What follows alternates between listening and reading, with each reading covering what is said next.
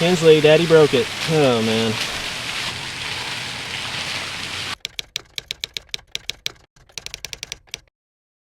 So it's day 3. Since we've taken our RV in for maintenance, we're still in our friend's house sitting. I called them yesterday and they said they pretty much had everything done on it. So I'm really hoping that we can go pick it up this morning. That's something about RVing. If you like change and you like mixing it up, you get plenty of that. What do you want for breakfast?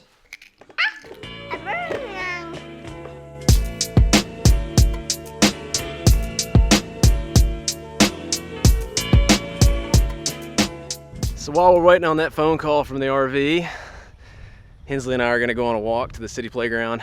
This park is right in the middle of Cookeville, so I brought my drone backpack. I'm hoping to get maybe a little bit of footage while we're out here. Marissa's started her stressful shift. I know for her, before we leave on our trip, she crams in 4 12-hour days in a 5-day period, so it's a lot of work. She's on call, so she doesn't necessarily work all of that, but it seems like she pretty much always does. That's just the way it works out. Talk about it in our How We Make Money video, but when we come back home every few months, she's still on an as-needed basis at work, and so as a nurse, and so she'll go in and try to get in some work before we head back out. So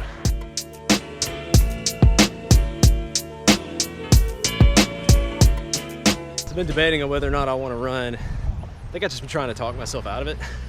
Since I've got this bag on my back, it's a pretty long walk and I know I need the exercise, so I guess we're gonna go for it.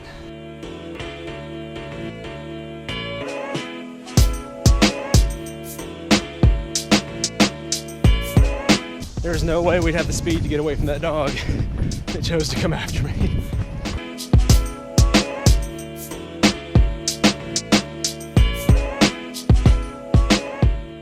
So that was the RV place.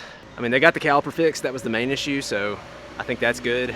They also did find, I noticed some of my jacks weren't retracting as fast as they should, and he gave me some ideas on what we need to do on that, but it required ordering some parts, and we wouldn't be able to get it done in time before Colorado, so I think we're gonna try to squeeze by on this trip.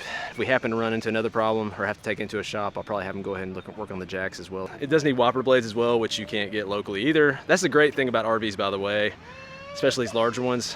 Almost all these parts are not local and you have to have them ordered. So if you're in any sort of rush, it's a pain. But it's ready. We're still gonna play at the park a little bit.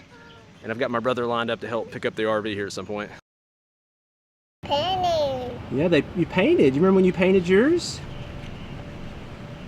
I just realized this outfit had buttons at the bottom. And I did not button it. It's okay. Looks like a dress, kinda? I think it works. You go down the slide, not up the slide. Let's do it. Can you do it? Oh, I don't know about that. Hold on. I thought you were gonna walk. There you go. Let Daddy help you. There you go. She's at that phase where she's learned how to jump, but doesn't yet understand the limitations of her jumping. So you can't jump that. You need Daddy's help. Take a step. Walk. There you go. Walk it. There you go. Good news. There's almost a good spin on everything. There's hardly anybody here because it's so hot.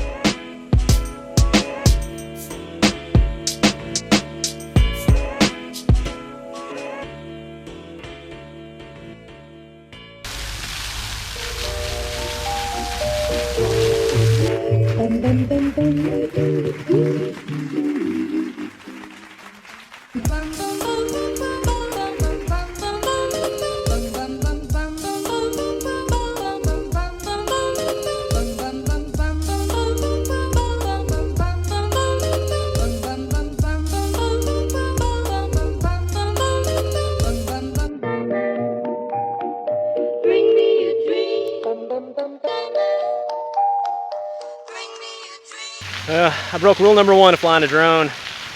Don't fly it too fast. I don't know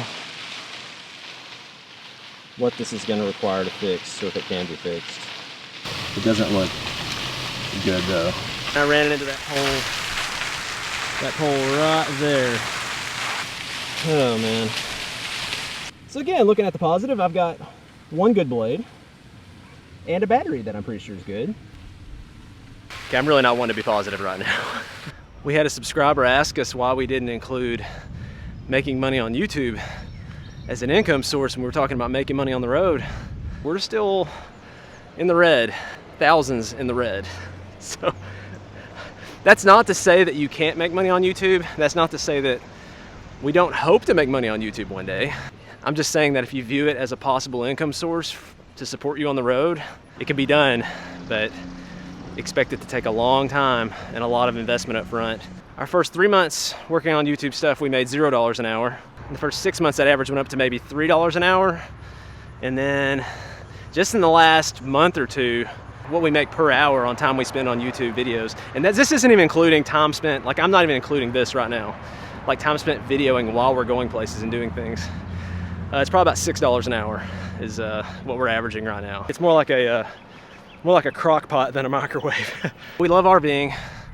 We love sharing things on YouTube because, I mean, where else in the world can you share things with that many people at once and hopefully make an impact? Because we really want to be able to spread this message of, you know, having less junk and more journey. And man, YouTube has just been an awesome place to do that. I really believe if you're providing value for people, the money will come. It will. I don't know if it'll be through YouTube ads or through you know, some other source of sponsorship or courses or, you know, some other way of making income, but if you're providing value and you're genuine, you're honest, and you really do care about the people who are your audience, I think you'll be rewarded with that, with money at some point. But we're just not to that point yet. We haven't paid our dues yet. So we're on our way to get the RV. This is my brother Corey. So he's actually my younger brother. Some people say he looks older than me. That's not true. What? Nobody ever says that. They do say he's better looking than me though, so he'll probably admit that. No, we're not gonna go there. Okay, all right. If you want to, we can again. Okay. The plan is to go pick up the RV, and then he's gonna follow me over to the site. We're gonna park it, and then we still gotta go back to the house where we're staying and get all of our stuff, which is a lot of stuff.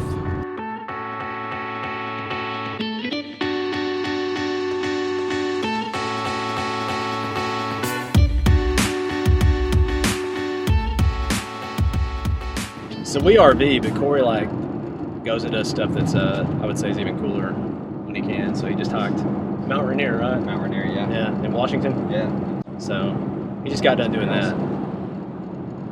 We haven't quite done anything like that yet. It's pretty awesome though. Got the motorhome back. Just got to get this thing out of here. And shout out to Don's Truck Service, Cookeville, Tennessee. I feel like they, you know, they did a good job on everything we've seen so far and what I've experienced. So if you're in the area, check them out.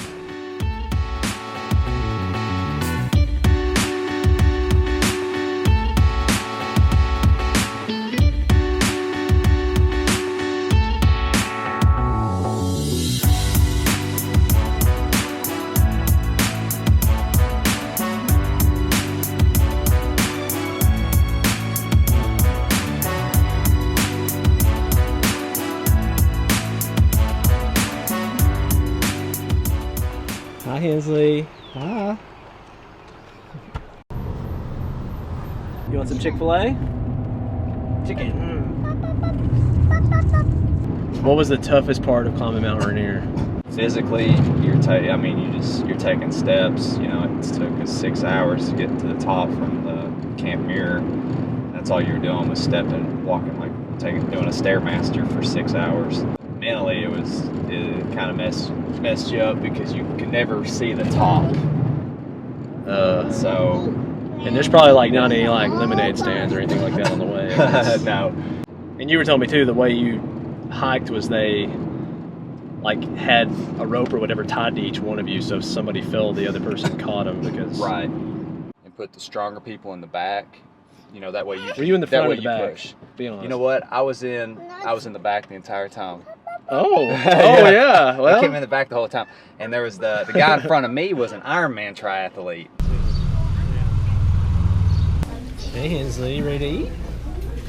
we love this place, but it's packed. Pretty much every time we come in here.